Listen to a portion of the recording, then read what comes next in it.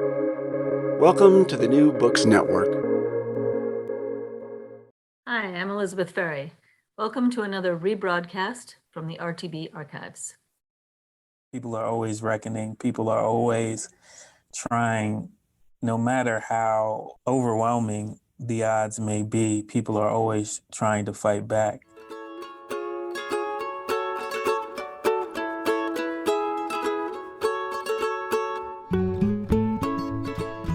Greetings from the room formerly known as my dining room, and welcome to Recall This Book. I'm Elizabeth Ferry, and I'm here with my co-host, John Plotz. Hello, John. Hey, hello. And we're delighted to welcome today's guest, Laurence Ralph. Hello, Laurence. Hi, great to be here. Dr. Ralph is here as the third installment of our series on global policing, where we try to look at policing and police violence from a variety of angles and in a global perspective. He's professor of anthropology at Princeton University and the author of Renegade Dreams, Living with Injury in Gangland, Chicago, and in 2020, The Torture Letters, Reckoning with Police Violence. I would start by saying that this was a timely book, except that one of the sad lessons of the book itself and of 2020 is that this is a topic that's been around for a long time and doesn't seem to be going away.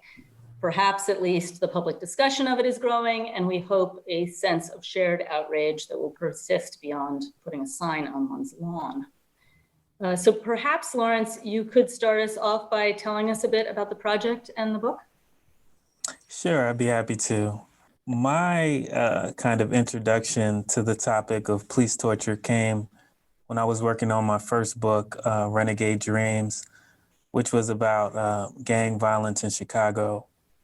And obviously the question of gangs and gang violence has to do with policing and surveillance in urban communities.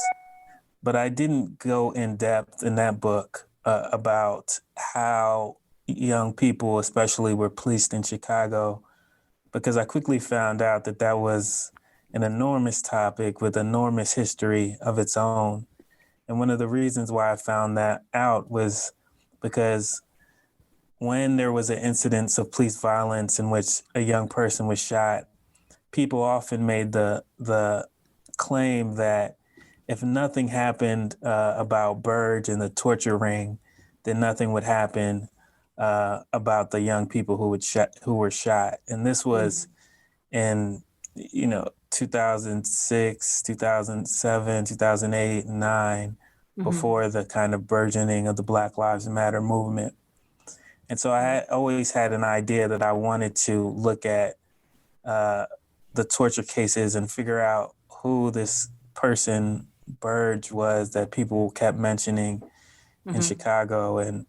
And so the torture letters really centers on 125 Black men who were tortured in police custody under Police Commander John Burge, who controlled Area 2 and Area 3 police precincts in Chicago. And I kind of follow what happened to the torture survivors, but also the activism that occurred in the wake of those torture cases that happened in the 70s, 80s, and 90s.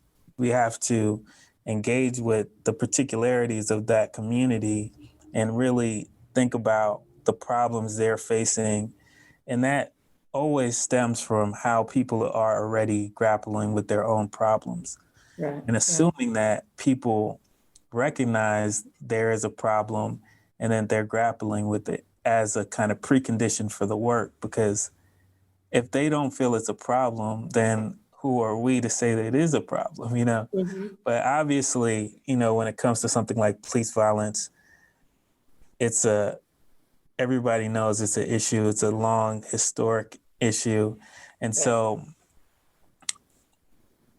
entering that space entails dealing with the history of how people have been grappling with that issue for a very long time.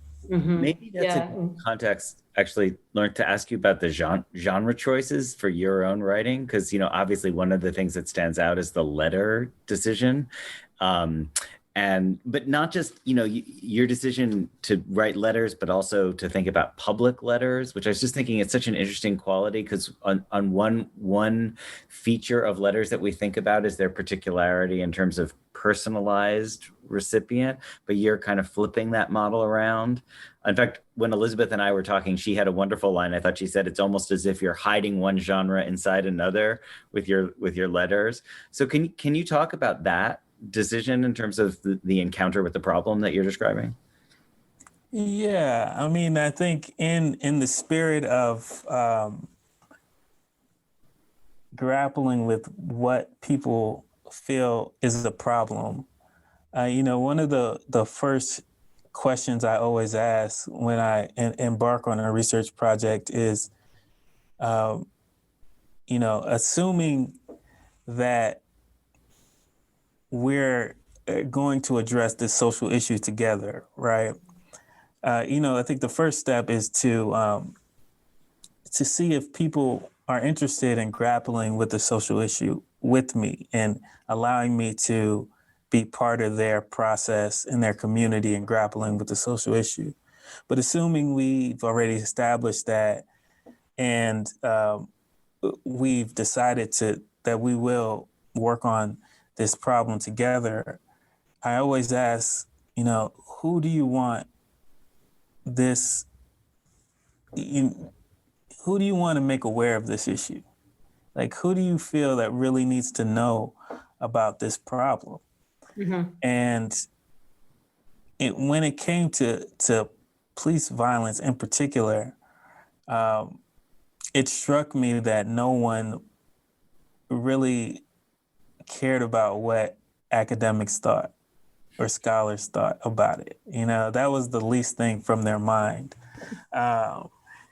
Whereas I think other issues, there was a sense that people were like, when you write your book, make sure you tell them that we're like this, like there was other sense that there was a academic public that wasn't getting it. Mm-hmm. And that people wanted them to know the truth of it. But in this project about police violence, that sentiment wasn't really there. The sentiment was that, okay, the police officers need to know this. Politicians need to know this. Another generation of people needs to know this. And so I really thought seriously about that. And why are these kind of same characters coming up in terms of, needing to know this history of police violence, and how can I reach them? Like, what vehicle can I use as a scholar to reach them? And that's kind of the genesis of the idea of letters and open letters, because, the thing about letters is that they're very direct. They're to a particular audience, and you have to think about why the audience needs to know a particular thing and who wants them to know and why you're writing this letter, and what is the point of it. And I think when you're talking about torture, it can very easily go off the rails, where you cross the lines into something that's voyeuristic, something that's sensational. But I found that when my message was very poignant and direct, I was telling people at each instance what they needed to know, and it kind of assuaged that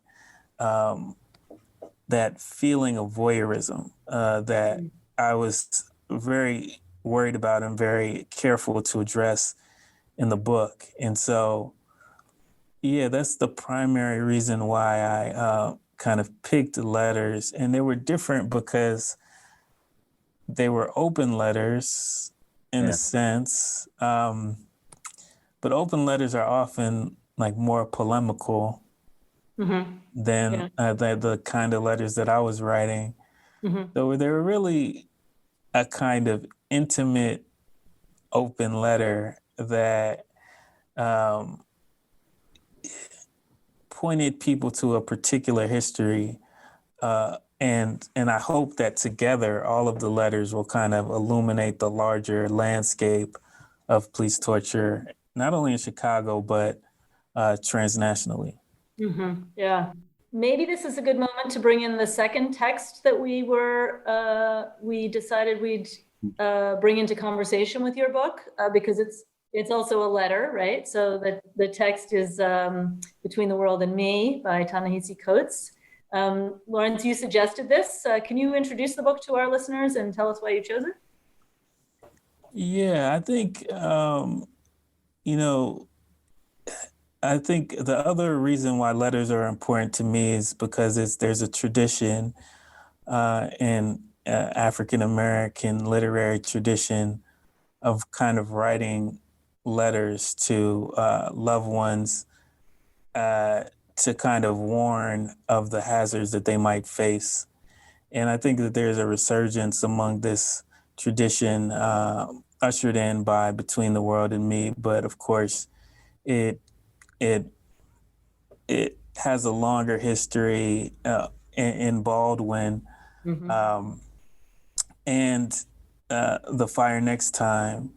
And, that goes back to the reckoning that we opened with, thinking about adversity. And one of those famous quotes from Baldwin is that not everything that is faced can be changed, but nothing can be changed unless it's faced.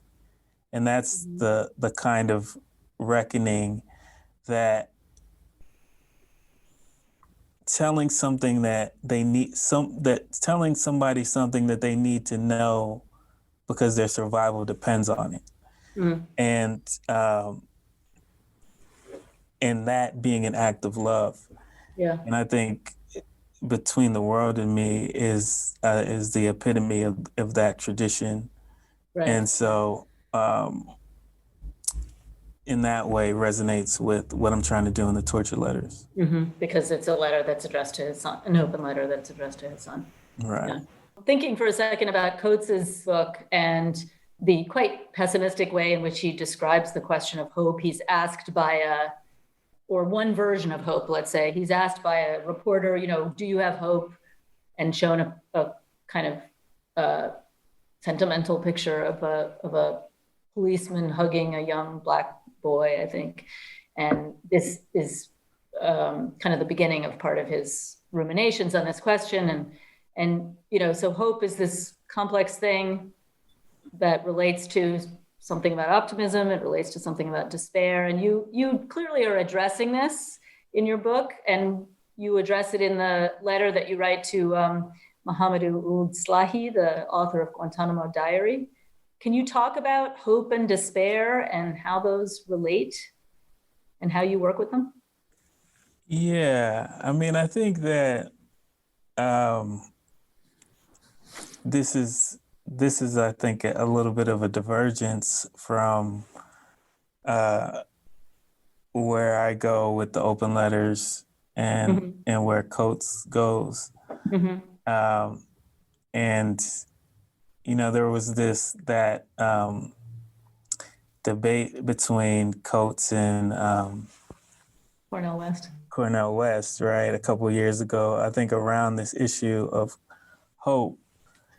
In a way, I mean, I think that there's a way in which Coates's work, and this was Cornel West's point, there's a way in which the scale of the violence and the historic, the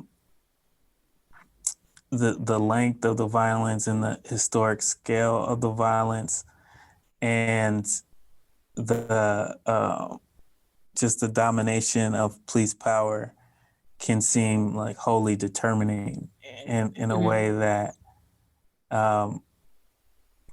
there's just an annihilation of life, and no matter what you do, you can never overcome it. And I think there's a way that you can read Coates as a concession to that.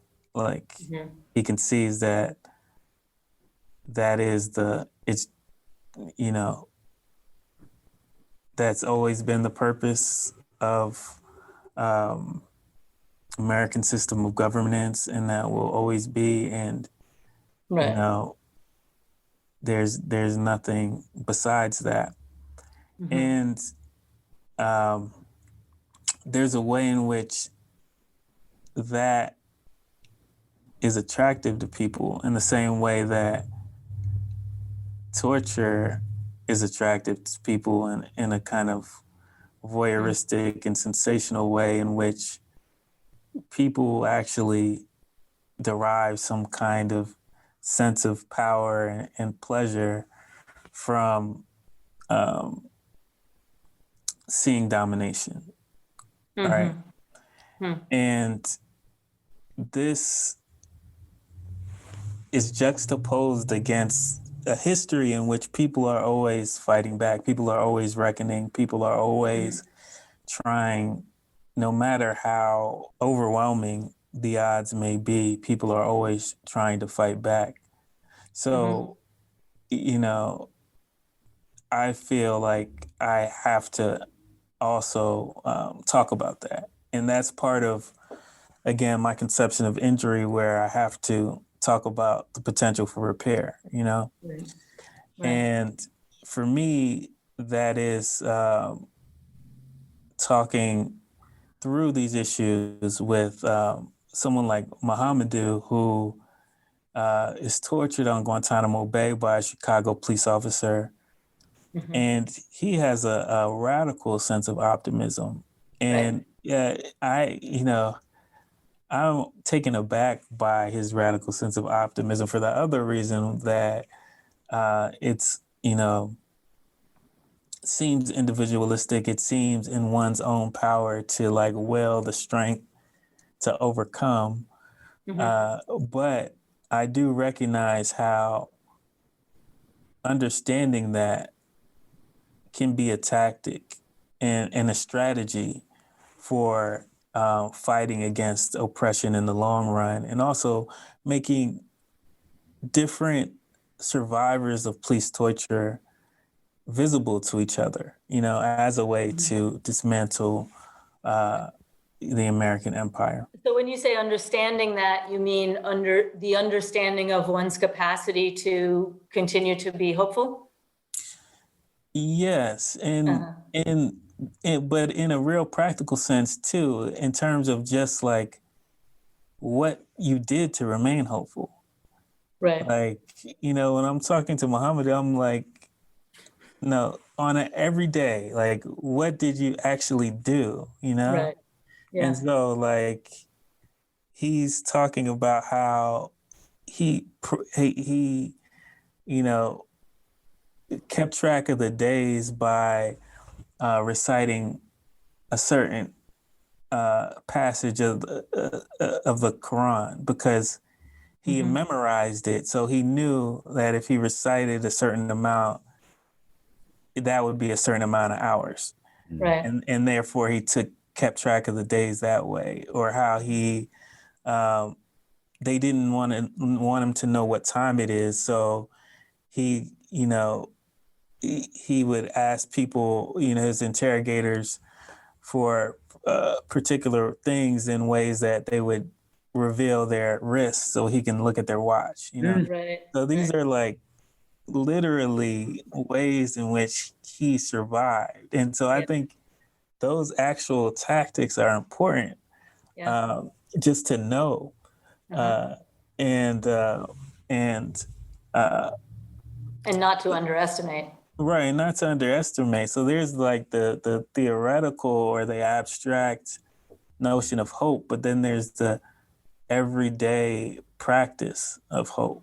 But even when we just look at Chicago, I think that in terms of hope, I think what the torture survivors in that movement has been able to attain is like pretty remarkable, and in the sense that they're using the language of reparations. They won a reparations ordinance in 2015. And that was really landmark because, the way that we deal with police violence in this country is often through settlements. And what those settlements often do is to stop victims from then sharing what happened to them. Right. But this reparations ordinance wasn't only about individual compensation, it was also about collective resources. And it included like a torture justice center where people could get counseling. It included job training and education for the torture survivors. It included a mandate that the history of the torture cases be taught in Chicago public schools. And so I think those kind of resources and like having redress on a collective level, I find hope in that as a model for how to address something like police violence. I Yeah, think the absolutely. limitation of that is that it doesn't ask anything of the police themselves, right? But puts the onus on the community to address their own problem, provides resources to do that, but it doesn't ask the police to address their own complicity. Right, right. In some ways, that seems, I mean, that sort of movement to a collective model rather than an individual kind of settlement, it reminds me a lot of truth and reconciliation commissions that we see in other countries mostly. Right. I mean, that in and of itself, I hear what you're saying about the sort of individual or even departmental accountability of the police, but that in itself feels hopeful to me because it is also kind of undermining a sense of American exceptionalism that, you know, we don't commit it's other countries where they commit human rights violations, or it's other countries where you have to have these kinds of national sorts of reckonings. Yeah, and that's been a big part of the torture cases. That comparison internationally in those models of truth and reconciliation and the United Nations, because when these cases first happened in the 80s,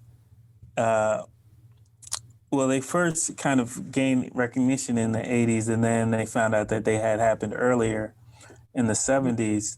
But when that happened, there was a lot of debate, as you can imagine, about whether this was just brutality or actual torture.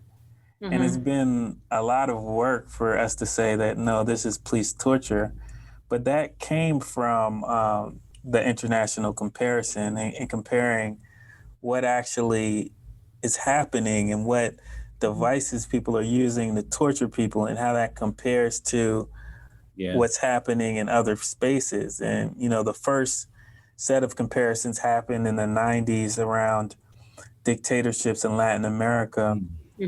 And then it kind of died down. Those comparisons died down. There was an attempt within Chicago to erase and mute those experiences and classify them as mere brutality. But then there was the war on terror. There was a resurgence of that language of torture. And again, another resurgence when it came to Guantanamo and the atrocities that happened on Guantanamo. And so this is not divorced from what's happening internationally at particular periods of time. Right. And so that's been vitally important in seeing torture as torture in the U.S. Yeah. But Laurence, I was going to ask whether is Hannah Arendt's work helpful to you at all? Like, do you think through like some of the banality of evil argument, the account? I was thinking, especially towards the end of Eichmann in Jerusalem, there's this again, not optimism, but hopefulness she has about how stories are going to emerge. You know, the impossibility of keeping the truth down. And I can read that and in one light think of it as so naive, like her conception of the truth as just this like little gold brick that you find somewhere hidden. But on another level, yeah, she's got a faith in reckoning as well, I think. And I was just wondering if she's somebody that you bounce off of or think through. Yeah, I thought a lot about Holocaust studies in general when looking at these cases, because I was really interested, especially in the beginning, about around witnessing and what the role of the witness is, and how to convey the unimaginable as a mode of witnessing. A lot of that work has been done in Holocaust studies, Right. but also the work in which you think of the potential for there to be many Holocausts, and not look at it as a an event that can never be surpassed, Right. but to ask the question, what is to prevent this from happening again? And I think that emerges, out of Holocaust studies. And I really was interested in that question when it came to Chicago police torture. Like, what is that? What is to prevent it from happening again? And a lot of that has to do with the banality of evil, in the sense that there's an aspect, a pervasive aspect of complicity. And I talk about like the open secret of police torture. And it is the case that people knew about this the whole time, but they also knew that to say something about it would mean that they would risk their careers, risk their lives in some cases, and there became incentives for people to move up the ranks. And once they moved up the ranks, once they were a district attorney who had heard someone say, "I've been tortured," and they ignored it, then that district attorney becomes a judge. And when he or she is a judge, they don't want to hear any torture cases because they themselves are complicit, or the people who they worked for are complicit, right? And so there's a way in which it then becomes a coordinated effort to conceal the truth.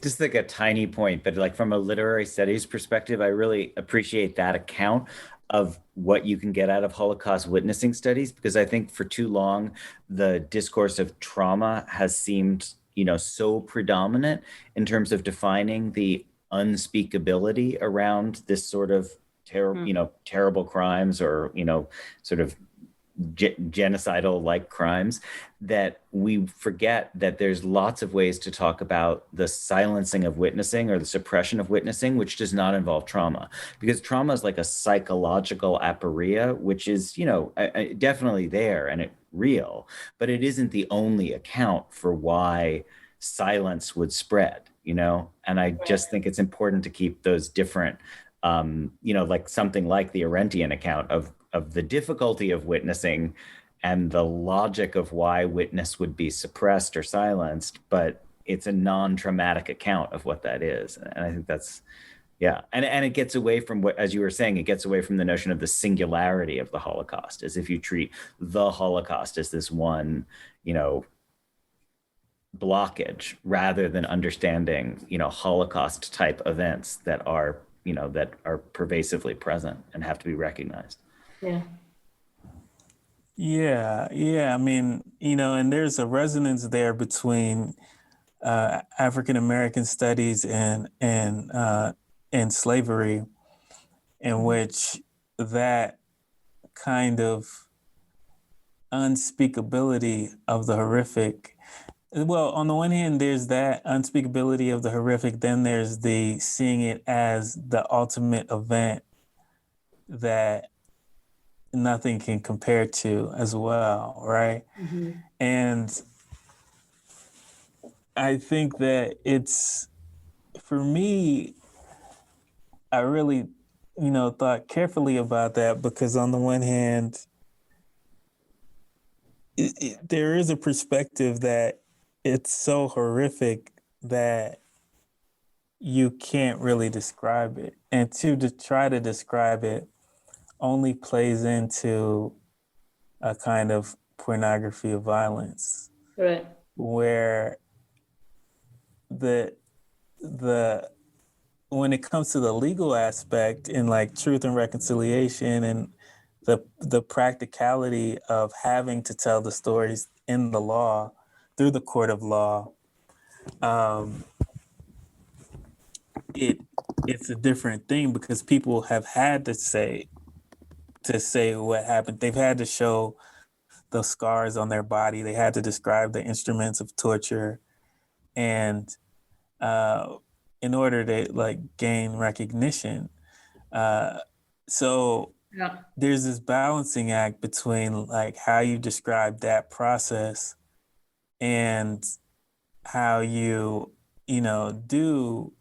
pay careful attention to the pitfalls of describing suffering in a non-critical way. And so again, this is why the letters for me became important, because they're a way to mediate that tension. Makes a lot of sense. And actually there's a good connection there to the final part of our show, which is about recallable books and other things. And the one that I had thought of, which is Frederick Douglass' 1876 speech on the unveiling of the Freedmen's Monument, very much connects to this question about how slavery is represented and how, what might be some of the pitfalls of representing it. The reason I thought of this speech is because it also has a kind of one genre nestled inside another, because it's this, commemorative speech. These sorts of speeches are supposed to be unqualifiedly praising, and yet, Douglass, and we'll have a link to this on our webpage, clearly hates the monument, right? Yes. Because it has this, slave kneeling, while Lincoln kind of extends his benevolent white hand over him to save him. And he manages to both kind of convey that, but especially to convey within the genre of the speech, to convey the history, highly ambivalent history of Lincoln's relationship to slavery, relationship to enslaved and non-enslaved Black people, the various kinds of reversals that he did, and sort of kind of give a very incisive history about this at this kind of hidden inside the commemorative speech. So that's what made me think of it, but it's also connected to these questions about facing up to history, to the issues of whether, how does erasure happen or get undone. So so that was mine. And I don't know, Laurence, do you have something you'd like to talk about as in our recallable somethings? Well, I mean, yeah, I'd be happy to talk about the strange fruit. And Billie Holiday's rendition of Strange Fruit, because for me, not only is it a kind of historic song in the way that we think about state-sanctioned violence in the U.S. And what kinds of bodies are disposable, and the history of African descendant people being disposable in the US. But also for me, it merges two critical metaphors in my book, which are the torture tree on the one hand and the black box. And so the black box was a device that John Burge used to electrocute torture victims. But I also conceive of the black box as a kind of reservoir in which knowledge gets obscured, and people say things like, well, we can't know about it because there's no witnesses. We can't ever know what actually happened because it's his word against the torture victims. And to just repeat some of the things we mentioned earlier, I am interested in exploring those silences. So what does the black box teach us? In this case, literally, it connected torture survivors through the scars it left on their bodies. So people were able to say, this mark is a mark of is electrocution that could only have occurred from attaching this device to my body in this way. And other torture survivors were able to show the same thing. So it allowed for that. And so there's the black box as a torture device and as a kind of epistemological apparatus, in that it produces certain kinds of knowledge about torture. And then there's the torture tree, which I discussed, that for me is about a kind of structure of torture in which people rise through the ranks and are allowed to hide torture in plain sight because they become complicit. And in Strange Fruit, Billie Holiday is talking about a tree that is a torture device, the tree that lynches Black people is the torture device. And so there's that resonance there, and the resonance of the way that this history is always with us, and that this history is also foundational to the Black experience in the U.S. Yeah, that makes a lot of sense. Well, thank you, Laurence. This has been a really amazing conversation. And I'm sure that our listeners will have lots to follow up on, and much of that will be on our website. So to conclude, Recall This Book is the brainchild of John Plotz and Elizabeth Ferry. It's affiliated with Public Books and is recorded and edited by Plotz, Ferry, and a cadre of colleagues here in the Boston area and beyond. Our music comes from a song by Eric Chaslow and Barbara Cassidy, Fly Away. Sound editing is by Claire Ogden, and production assistance, including website design and social media, is done by Nai Kim.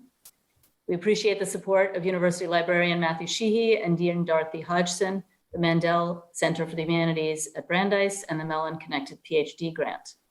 We always want to hear from you with your comments, criticisms, or suggestions for future episodes. You can email us directly at Ferry or Plotz at plotz.brandeis.edu, or contact us via social media and our website. Finally, if you enjoyed today's show, please be sure to write a review or rate us on iTunes, Stitcher, or wherever you get your podcast joy. And you may be interested in checking out past episodes, in particular, other episodes on policing and police violence with Hayal Akarsu and Daniel Kreider and David Cunningham, and on the economic origins of mass incarceration with Adanir Usmani. So thanks very much, Laurence. Yes, thank you, Laurence. Yeah, it's been a pleasure. Here's a fruit for the crows to pluck, for the rain to gather,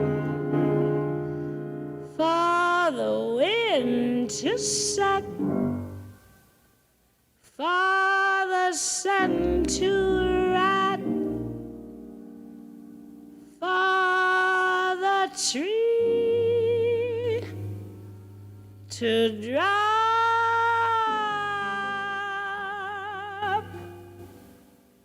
Here's a strange and bitter